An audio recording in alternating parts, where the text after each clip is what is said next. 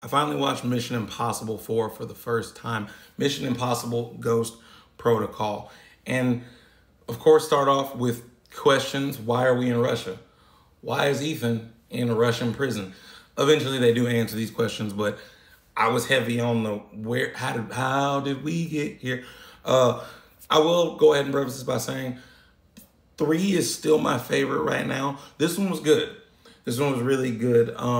It definitely, I like that they leaned into gadgets very heavily in this one. So Ethan's getting broken out of Russian prison. He's also got a guy who's been helping him in prison.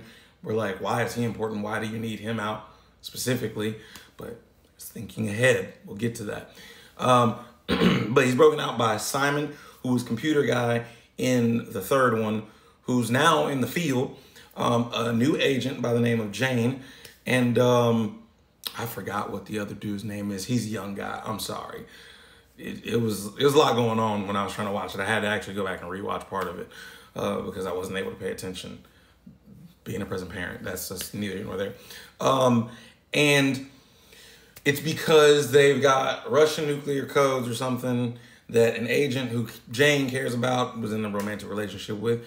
I feel like they're always breaking the rules as far as being agents or going on missions and catching feelings. I feel like that's supposed to be in like Spy Book 101, but before we even got to even the Russian prison, yeah, the agent was stealing something and he got killed, and then we get that explained to us. Also, there was a running joke for the tech not working that I'm just now realizing goes back to when Ethan first gets the mission details, when he gets this will self-destruct in 5 seconds, and it didn't self-destruct by itself. And I realized it's a gag they did the entire time. But they had the little screen when they infiltrated the Kremlin. They had the screen that made it look like the hallway was empty based off of the face that was looking at it. So it was cool. It was cool. But again, that was faulty once it saw more faces. The stunts we're getting into, and I had recognized also Hawkeye is in this one. Agent Brandt.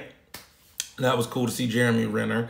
And they fail at, infiltrating the Kremlin.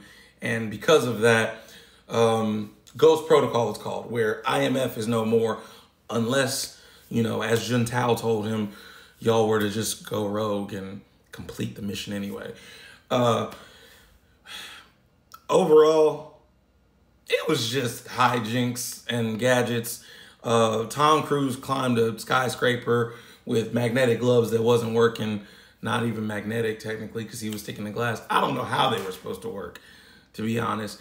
The mask tech broke, so they couldn't go get mask off at all. When they had to trick the people to get copies of the nuclear codes, they just had to hope that they had never met.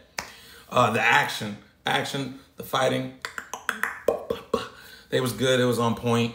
And then they did have some in-depth story. Everything came full circle when, spoiler alert, when you learned that Jeremy Renner's character was set on a detail, because he was a chief analyst, but they're like, you seem to know a lot to be a chief analyst, you know what I'm saying? And when he broke a dude's leg and was fighting, they were like, you're hiding something. Turns out he was on a detail to protect Ethan's wife. And then we learned that Ethan's wife was actually killed. And that's why, because I was like, why is she gone? Every time he got a love interest, they're just gone the next movie. This one was the longest one to watch. He was running from a sandstorm.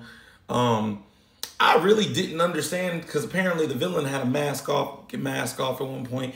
Again, I might have to rewatch it to get a better sense, because I was trying to watch it while my daughter was away. It was not working. And I had to go back and rewatch some of it after she went to sleep. But regardless, enjoyed Ghost Protocol. It had probably the most grandiose as far as like the tech, the teamwork. It felt like Ethan wasn't on his own so much or having to be rogue by himself.